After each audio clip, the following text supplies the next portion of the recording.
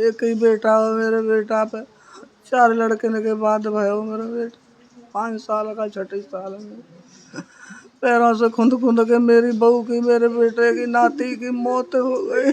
कौन बर्दाश्त करे।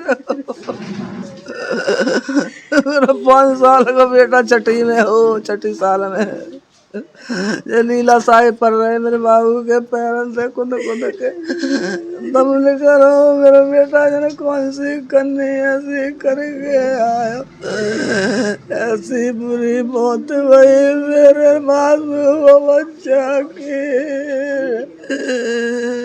माता परमेश्वर से प्रार्थना करते हुए नजर आ रहे हैं कि जो भी परिवारी लोग इनको छोड़कर गए हैं उनकी आत्मा को शांति मिले।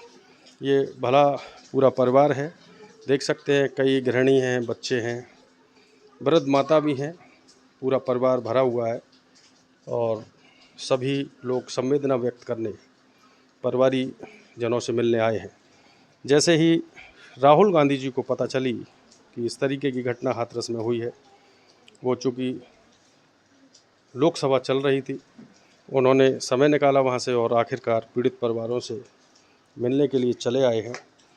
ये राहुल गांधी ही नहीं बल्कि पूरे देश का मीडिया, राष्ट्रीय नहीं और अंतर्राष्ट्रीय मीडिया पिछले 3 दिन से अलीगढ़, हाथरस, एटा, कासगंज, मथुरा में अपने तस्वीरों, अपने समाचारों के माध्यम से संवेदना ही व्यक्त कर रहे हैं और उस वक्त को कोस रहे हैं कि आखिर ऐसी घड़ी क्यों आई जो 1-2 नहीं बल्कि सैकड़ों परिवार उजड़ गए, बर्बाद हो गए।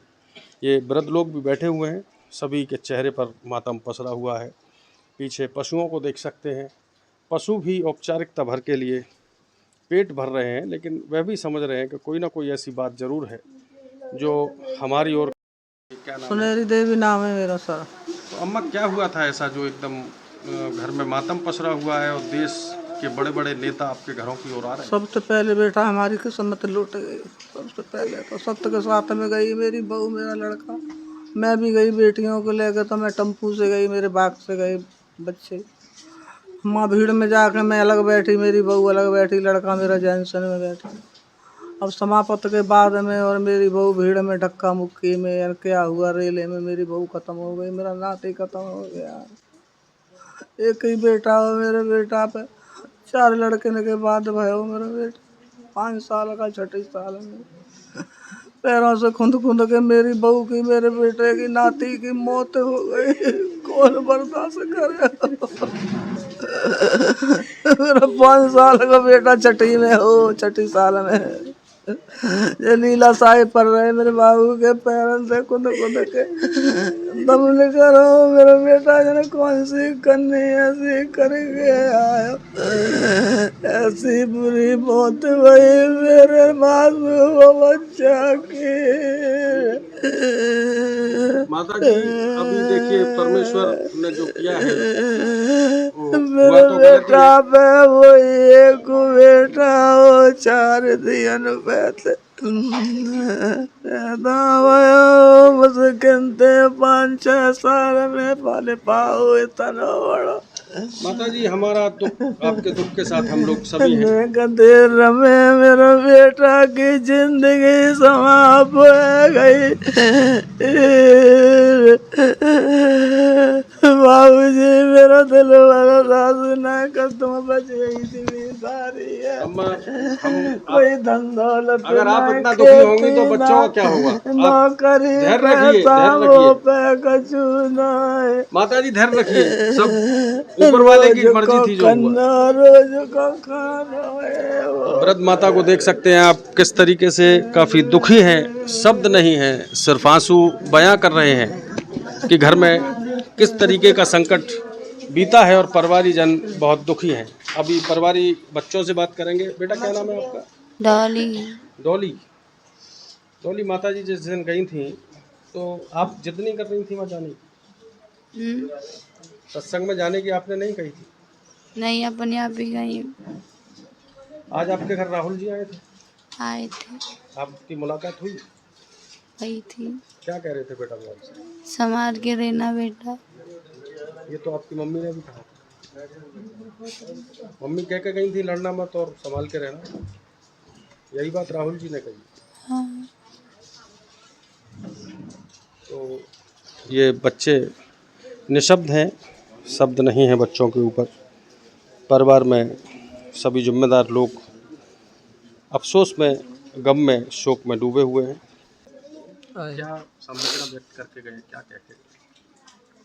देख के दुखी हो रहे कि बहुत गंभीर है कि भैया सरकार से भी गुजारिश करेंगे आपके लिए, और हम भी कोशिश करते हैं सरकार में बेशक नहीं मगर हम भी आपके लिए कुछ करेंगे, समझा रहे।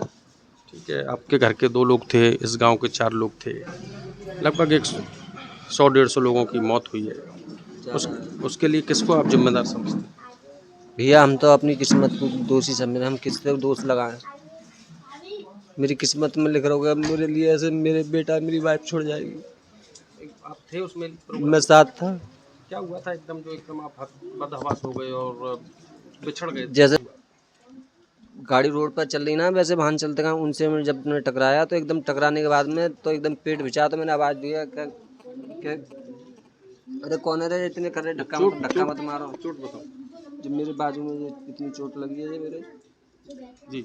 झट वहाँ में जो गाड़ी में टकराया पेट भिंचा, तो एकदम गई मैं धक्का चौ मार रही हो तो एकदम बच के साइड थे, फिर मैं खेतन के साथ साइड में लेकर चला गया। मैं पीछे मुड़ के मैंने जी ना देखो, इतना हादसा इतने लोग गिर चुके हैं।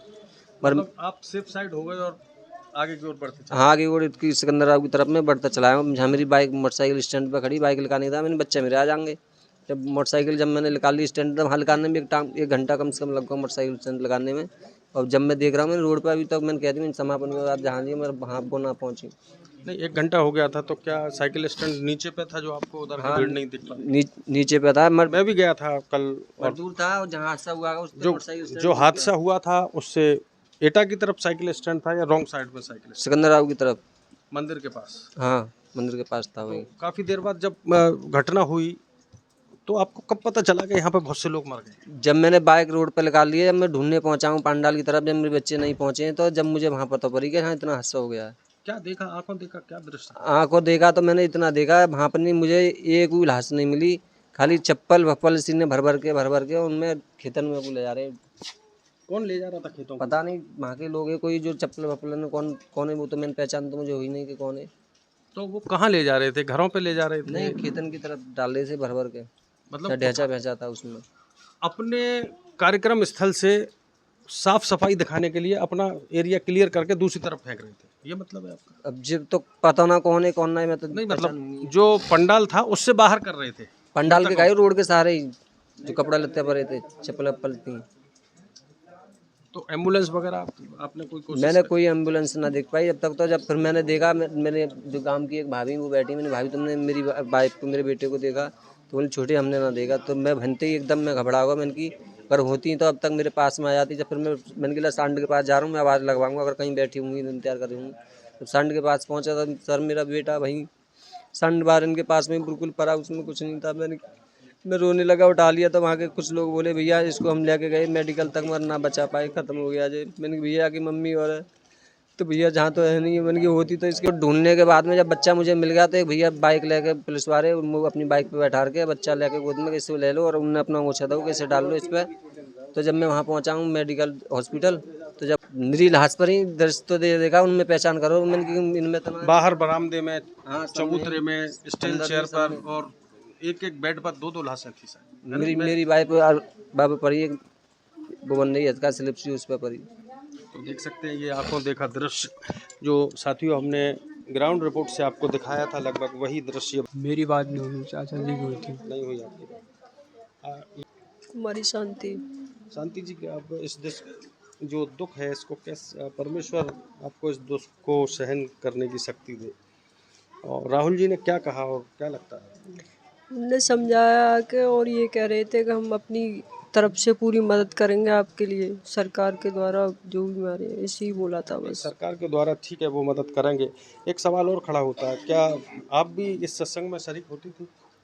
हाँ बट कभी कभार जब समय मिलता था मैं भी जाती थी, मगर उस दिन नहीं जाना हुआ था मेरा। नहीं, क्यों जाते हो? थोड़ा सा मैं बेटा पहली तरफ उसको।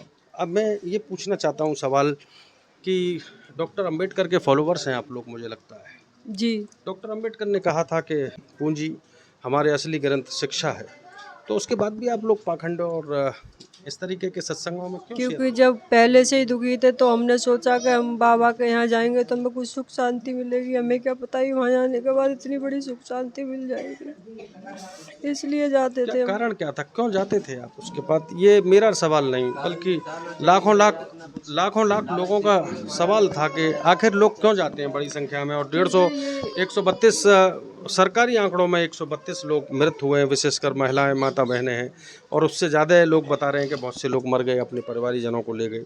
तो आखिर वो क्या राज है, या ऐसी क्या ऊर्जा है, या ऐसी क्या शक्ति है जो आप लोग वहाँ पर लोग जाते हैं? इसलिए जाते थे कि कुछ वहाँ हमारे जाने से कुछ फायदा हो जाए, लाभ मिले, इसलिए जाते थे। कैसे लाभ की इच्छा थी?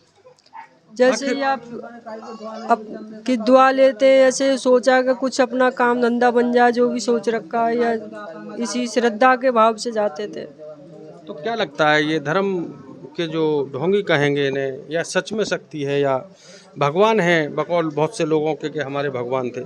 क्या लग रहा है इसमें, ये पाखंड है या सच है? अब तो मैं इनकी तरफ ये तो विरोधी ही कहूँगी, बस ये तो 100% ढोंगी है, क्योंकि मेरा पूरा परिवार जुड़ गया, इससे ज़्यादा और क्या होगा मेरे लिए। तो देख सकते हैं डॉक्टर B.R. अम्बेडकर ने तो 100 वर्ष पहले ही कह दिया था इस बात को, जो आज आपकी समझ में आ रही है। यहाँ पर बहुत से समाज, देखिए, परसों की ये घटना है। जिस वक्त हमने मीडिया के माध्यम से और सोशल मीडिया के माध्यम से जब देखा तो बहुत अफसोस हुआ, क्योंकि इतनी बड़ी घटना है कि देखकर दिल दहल गया, देखकर। चलिए परमेश्वर से प्रार्थना करते हैं कि इनके परिवारीजनों को, जो 132 लोग मारे गए हैं, उनकी आत्मा को शांति दे। उनकी बेटी हमारे बीच में है, आपसे बात हुई थी। हमारा क्या नाम था आपका? काजल। इधर तो आरती। काजल। काजल, क्या में पढ़ती हो आप? मैं 8th में थी, मेरी मम्मी 9th में एडमिशन करवा रही है, एडमिशन ना करवा पाए। काफ़ी परिवारीजनों में दुख और संवेदनाएं हैं। दूर दराज से लोग मिलने के लिए आ रहे हैं, और बस हम तो इनके दुख में शरीक हैं। मैं ही नहीं बल्कि पूरा देश का और अंतर्राष्ट्रीय मीडिया हो, या पॉलिटिशियन हो, या सामाजिक सरोकार रखने वाले लोग हों, वो सभी लोग यहाँ पर आ रहे हैं, और यहीं नहीं जा रहे, उन सभी लोगों के घर जाने का प्रयास कर रहे हैं जो 132 लोगों की मौत हुई है या हत्या हुई है। आखिर सत्संग तो था, वो आखिरी मौत का सत्संग था या मोक्ष की प्राप्ति का सत्संग था, ये तो श्रद्धालु ही जाने, उनके भक्त जाने, उनके फॉलोवर जाने। पर हम तो बस इतना जानते हैं कि ये अंधभक्ति या पाखंड या ढोंग का सत्संग था, जिसकी आज पोल खुली है। मैं हूं मनोज अलीगढ़ी, और ऐसे बाबाओं पर, ऐसे पाखंडी बाबाओं पर प्रशासन को सख्त कार्रवाई करनी चाहिए, जिससे और बेगुनाहों की मौत ना हो। मैं हूं मनोज अलीगढ़ी, यूं ही मिलता रहूँगा, मुलाकात करता।